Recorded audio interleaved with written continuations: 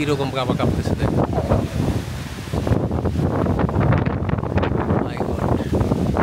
যে কোনো মুহূর্তে ভেঙে পড়ে যেতে পারে। গ্রাম ও পারছি মানে এই যে ধরো দেখা কেরা সুন্দর বেশি। আলহামদুলিল্লাহ ফাইনালি অনেক প্রতীক্ষিত বৃষ্টি। দিনের বেলা প্রচণ্ড গরম, রাতের বেলা আবার সেই মরুভূমির স্টাইলের ঠান্ডা। তো আশা করতেছি আজকের বৃষ্টির পরে আবহাওয়াটা একটু চেঞ্জ হবে। দিন আর রাতের যে তাপমাত্রা এটা একটা সহনীয় পর্যায়ে আসবে ইনশাল্লাহ। তো তাপমাত্রার এই আপ ডাউনের কারণে মূলত মানে সর্দি জ্বর ঠান্ডা লেগেই রয়েছে। সবচেয়ে বড় কথা হলো গাছের পাতাগুলো ভিজতেছে। যে সমস্ত গাছে ফল সেট হয়েছে যেমন লিচু, আম, এগুলোর জন্য অনেক উপকারী হবে। আমাদের এদিক দিয়ে বৃষ্টি হইতেছে আর পশ্চিম সাইডে সূর্য দেখা যাইতেছে। তারপরে যতটুকু বৃষ্টি হয়েছে আলহামদুলিল্লাহ গাছগুলো এই যে সবুজ হয়ে গেল, ধুলাবালি মুক্ত। এক হিসাবে এই টাইপের বৃষ্টি কিন্তু ভালো, গাছপালার কোনো ক্ষতি করতেছে না, ফসলের কোনো ক্ষতি করতেছে না। বিশেষ করে এখন যদি জোরো বাতাস থাকতো তাহলে এই যে ভুট্টাগুলোর ক্ষতি হইতো। বৃষ্টি দেখার জন্য পারফেক্ট একটা জায়গা বানাইছি, তাই না?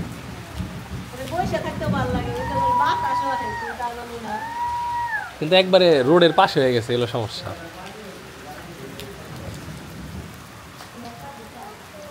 তা আমাদের সিঁড়ির কাজ এখনো শেষ হয় নাই, আরও একটা সিঁড়ির ধাপ বাকি আছে। সবাই ঈদের ছুটিতে চলে গেছে, আসলে হয়তো কাজ শেষ হবে। এই মোটর চালাইছে নাকি?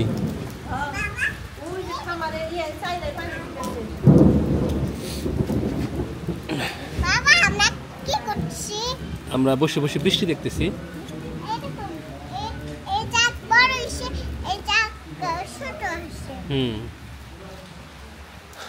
আর এখানে দুটো মৌচাকের কথা বলতেছে।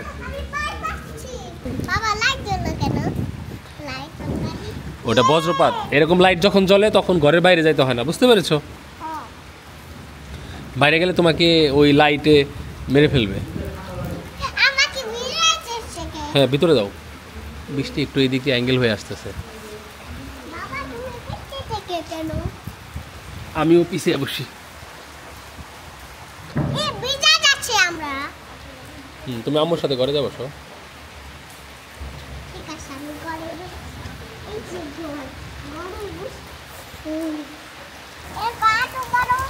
না ভালো বৃষ্টি হইতেছে শম্পা।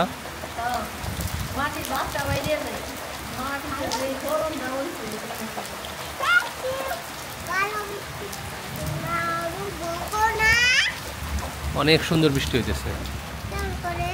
এই যে অবশ্য আমি একটু আগে গোসল করে ফেলছি, নাহলে বৃষ্টিতে ভিজা গোসল করতাম। এবার শীতকালে তো বৃষ্টি হয় নাই, বৃষ্টির পরিমাণ খুবই কম।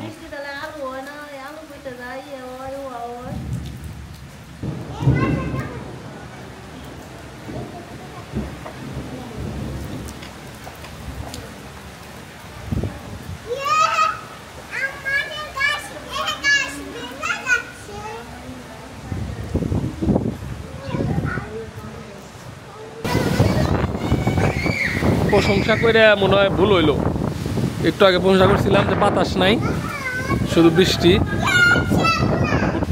বাতাসে কিরকম কাঁপতেছে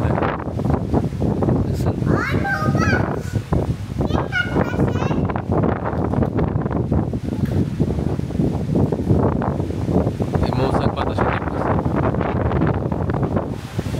কিরকম কাঁপা কাঁপতেছে দেখ।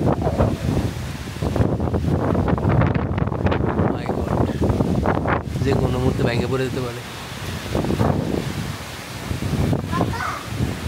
আজ ঘরে যাও, এই ঘরে যাও।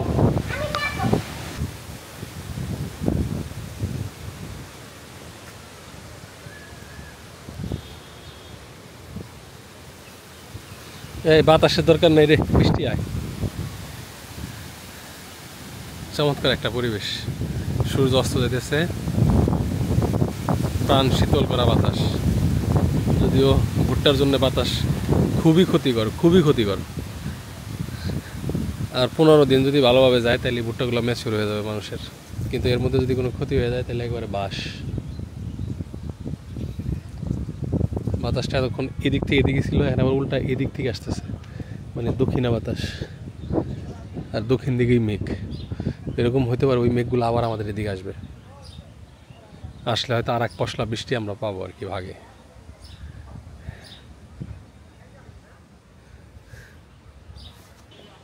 পুরাপুরি যে ধুলামুক্ত হয়েছে তা না, বাট নট ব্যাড।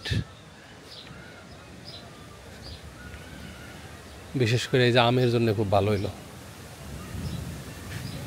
তো আমাদের বাড়ির এই যে লিচু গাছ, এর পাশে 2টা পেঁপে গাছ সেই প্রাচীনকাল থেকে দাঁড়িয়ে আছে, কালের সাক্ষী।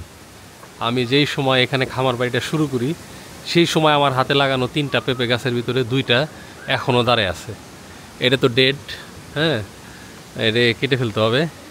বাট এইটার মাথায় দেখেন মূল মাথা ঝড়ে ভেঙে গেছে, না ঝড়ে না, আমরা মনে হয় কেটে দিয়েছিলাম।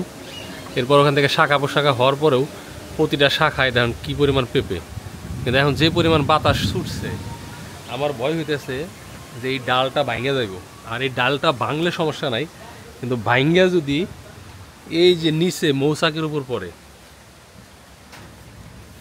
এই মৌচাকের উপর পড়ে, তাহলে তো এরা আমাদের কামড়ে শেষ দিব। কি জিনিস করবার চাই তোরা, আমার জিনিসই বোঝস না। ওই যে ওই পেঁপে গাছের ডাল যে কোনো মধ্যে ভাঙ্গা পড়ে ওই যে নিচে মৌচাকের মধ্যে পড়া পারে, বুঝছস? এখন ওই যে ওই অমুরা 2জন খাড়া করাবি নেট দিয়ে, এমুর খাড়া করাবি নেট দিয়ে, বা বান্ধবি, বান্ধার পরে ওই পেঁপের ছিড়বি আড়া করে, ঠিক আছে? যাতে ছিড়বার যায় যদি ফট করে ওই চাকের উপর পড়ে তাহলে মানুষের কামড়াইব না, বোঝা গেছে? মাথায় ঢুকছে কিছু? তাহলে এত বড় নেট দিয়ে কি হবো? ওই যে ঘাস নিলি না ওই দিন, ওইটা আনলে হবো। হ, রাতে যদি ঝড় বৃষ্টি আরো বেশি হয়, ভাঙ্গা পড়ে চাকটাও নষ্ট হয়ে থাকতে পারে। দেখছো এই যে কি অবস্থা, লিচু গাছই না ভাঙ্গা যাবে চাইতেছে, পেঁপে গাছটা যে কোনো মধ্যে ভাঙ্গা দেবো। ওই যে মাথা তাড়াতাড়ি করুন লাগবো। দুজনে ডাক দে।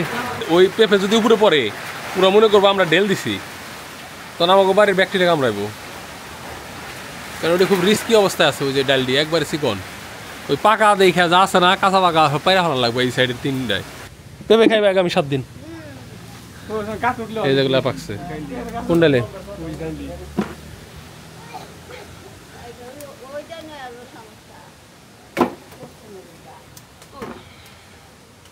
ওই ওটা পারা নাকি দেখ, ওই পাকাগুলো হাতে দে আমার। ধরিস তুই, শক্ত শক্ত করে ধরিস। হ্যাঁ, আস্তে আস্তে আস্তে আস্তে।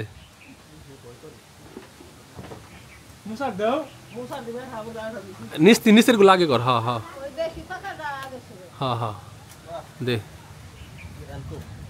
গ্রাম গ্রাম নাই ও পারছি, মানে এই যে ধরো দেখা কেরা সুন্দর বেশি, তারা না পাইপে না, কষ পারবো গালে তারা আসছে পাইপে সুন্দর। ধরো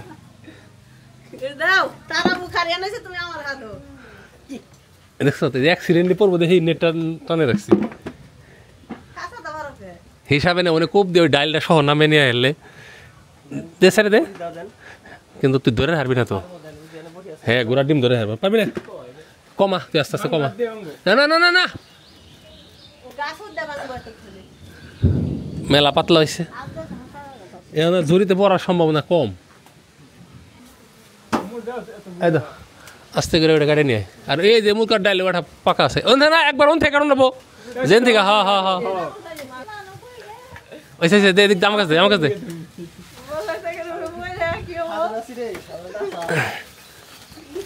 খাই খাবার। এই দেখো পেঁপে,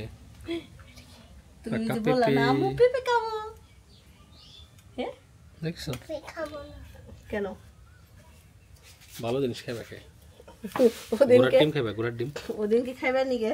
তুমি ঘোড়ার ডিম খাইতে চাও? সত্যি খাবা ঘোড়ার ডিম? হ্যাঁ, সত্যি খাবো।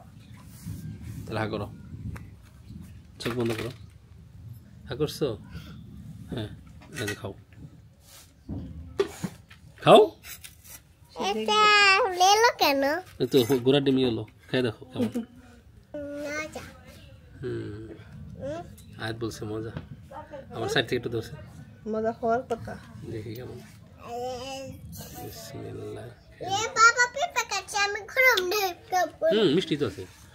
এই গাছের পেঁপে মিষ্টি হওয়ার কথা, এখানে বাড়ির জাত। মিষ্টি আছে।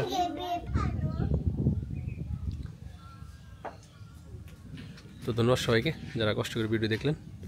ভালো থাকেন। আল্লাহ হাফেজ। আসসালামু আলাইকুম।